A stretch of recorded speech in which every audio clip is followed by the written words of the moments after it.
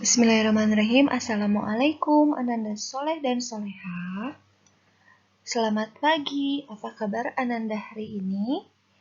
Seperti biasa, bertemu kembali bersama Ibu Inge dan Ibu Nadia pada mata pelajaran tematik. Hari ini kita akan belajar pada tema terakhir yaitu tema 8, subtema 4, Aku Suka Berkarya. Muatan Bahasa Indonesia KD 3.7.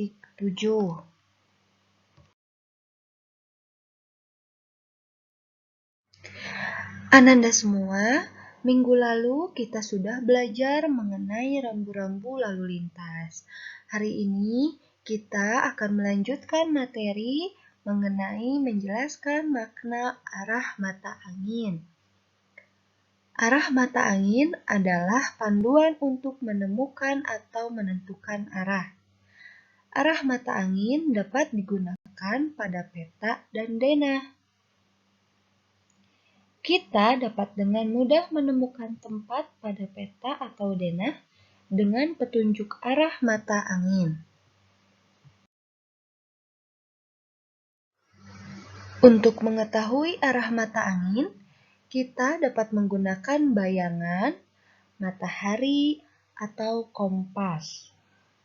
Ketiga cara tersebut merupakan cara penentu arah mata angin. Dengan cara-cara tersebut, kita akan mengetahui arah mata angin dan menemukan tempat yang ingin kita tuju. Sekarang kita perhatikan gambar tersebut. Gambar berikut merupakan arah-arah mata angin yang perlu kita ketahui. Yang paling atas ada arah mata angin utara, selanjutnya timur laut, lalu timur, tenggara, selatan, barat daya, barat, dan barat laut.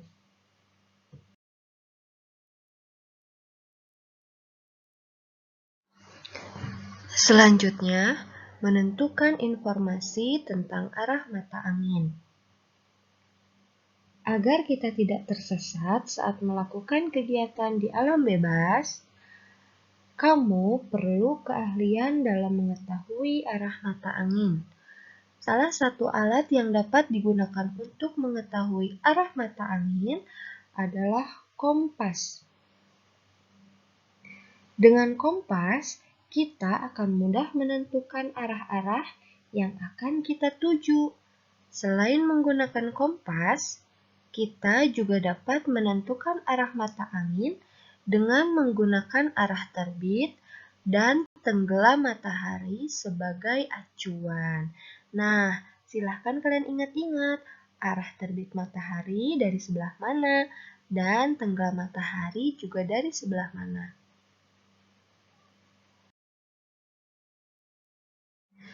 Informasi tentang cara menentukan arah mata angin dapat kita peroleh dari sebuah teks. Setelah membaca teks, kamu dapat menjelaskan bagaimana cara menentukan arah mata angin dengan menjawab pertanyaan yang diberikan. Sekarang silahkan Ananda baca teks yang berjudul Berkemah di Sekolah pada halaman 175. Setelah itu barulah Ananda bisa mengerjakan soal-soal yang terdapat di dalam buku pena. Silahkan dikerjakan sebagai latihan, tidak perlu dikumpulkan ya.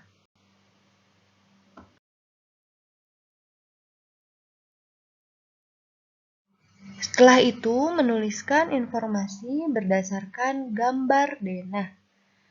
Gambar denah perlu dilengkapi dengan arah mata angin. Denah tidak hanya untuk menunjukkan lokasi di luar ruangan, tetapi juga denah dapat digunakan untuk menunjukkan posisi benda-benda yang ada di dalam ruangan. Sekarang kita perhatikan gambar pada slide selanjutnya ya. Berikut kita perhatikan contoh gambar denah perkemahan dengan 8 arah mata angin yang terdapat di pinggir denah. Nah, sekarang kita coba jelaskan ya. Denah tersebut sesuai dengan arah mata angin. Nah, salah satunya, misalnya, bila kita berdiri di bawah pohon, maka tenda terletak di sebelah timur pohon. Selanjutnya, bila kita berada di meja makan, maka tenda terletak di sebelah timur laut meja makan. Nah, selanjutnya, bila kita berada di MCK, maka tenda berada di sebelah barat MCK. Nah, untuk selanjutnya seperti itu ya, silahkan disesuaikan denahnya sesuai dengan arah mata angin yang terdapat di pinggir denah.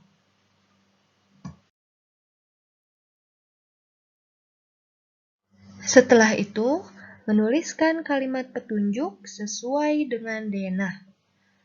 Menurut Kamus Besar Bahasa Indonesia atau KBBI, denah merupakan gambar yang menunjukkan letak kota, jalan, dan sebagainya. Denah berfungsi sebagai petunjuk hal tertentu. Misalnya, dalam denah sekolah digambarkan letak-letak bangunan yang ada di sekolah. Untuk menemukan tempat pada denah, kita harus bisa membaca denahnya terlebih dahulu. Cara membaca denah yaitu dengan memperhatikan arah mata angin sebagai titik utama, seperti yang sudah tadi kita coba pada gambar di slide sebelumnya.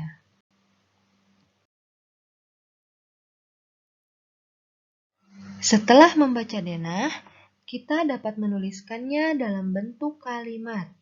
Kalimat yang digunakan pada denah berupa kalimat petunjuk. Kalimat petunjuk yaitu kalimat paduan untuk memberikan arahan dengan jelas.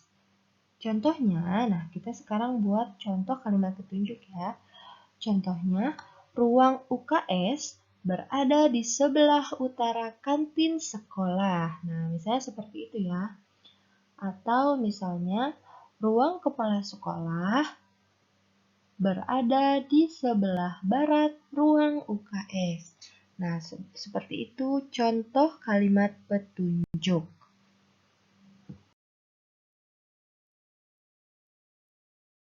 Selanjutnya ada menggambar denah.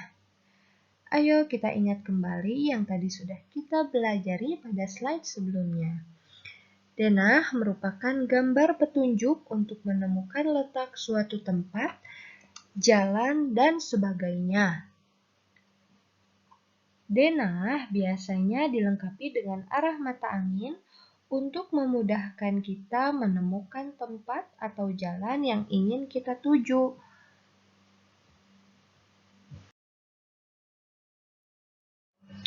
Denah tidak hanya menunjukkan letak tempat atau jalan saja. Denah juga dapat kita gambar sesuai dengan fungsinya. Misalnya, kita dapat menggambar denah rumah, denah sekolah, dan denah rumah sakit. Bagaimana gambar denah yang harus kita buat? Nah, seperti yang sudah Ananda lihat pada contoh sebelumnya, Ananda bisa membuat gambar denah seperti pada gambar denah perkemahan tadi. Dibuat gambar-gambarnya dan disesuaikan dengan arah mata angin. Yang terakhir, menjelaskan posisi suatu tempat pada denah.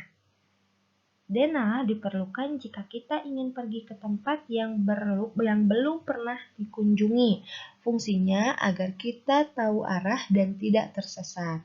Denah memudahkan kita untuk menemukan suatu tempat atau jalan menuju suatu tempat.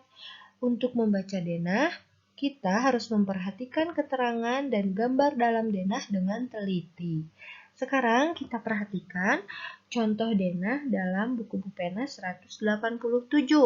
Nah, kita diberi petunjuk bagaimana agar Bayu sampai di sekolah sesuai dengan denah tersebut. Nah, lihat di manakah arah rumah Bayu dan di manakah sekolah berada. Nah, dari rumah Bayu, Bayu harus jalan kemana dulu agar dapat sampai ke sekolah. Nah, berarti Bayu harus melewati jalan Jalak dulu, lalu ke jalan Camar, bisa juga melalui jalan Elang, atau bisa juga melalui jalan Raja Wali. Lalu sampailah ke jalan Cendrawasih. Nah, di sebelah timur terdapat sekolah Bayu. Nah, Bayu juga akan melewati rumah Aditya, melewati rumah Jessie, lalu akan melewati taman bermain jika melalui jalan Raja Wali dan Elang ya. Lalu jika melalui jalan Elang, Bayu akan melewati rumah Kalpa. Jika melalui jalan Raja Wali, Bayu akan melalui rumah Rizky dan toko roti. Lalu sampailah di sekolah. Nah, sekolah berarti terdapat di sebelah timur rumah Bayu. Seperti itu ya. Alhamdulillah materi hari ini sudah selesai. Sekarang silahkan Ananda lanjutkan ke video selanjutnya.